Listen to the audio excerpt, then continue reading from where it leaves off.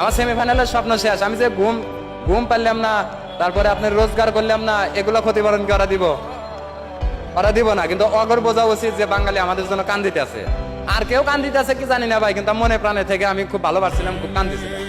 এই বাংলাদেশের খেলা আমার কি কমো ভাই, আমার কান্না আসতেছে। ইন্ডিয়া যেমন আনলে পারে বাড়িতে আগুন ধরে দেয়, মার দেয়, বাঙালি করে তো এরকম কিছু করে না, যার কারণে ওরা যেমনি মন চায় এমনি চলতে আছে।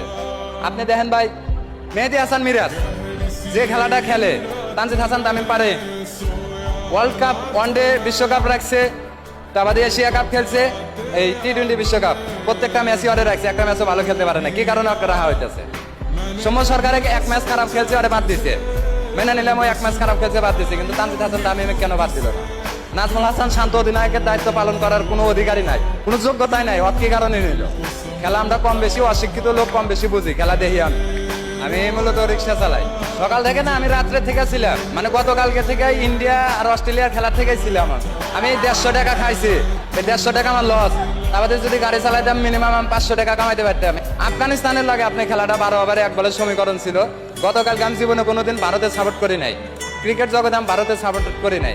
আমি এই লোক কালকে সারাটা দিন ভরা বসে রাখছি, বিকালে খেলা দেখবো, ইন্ডিয়া জিতবো, অস্ট্রেলিয়া হারবো।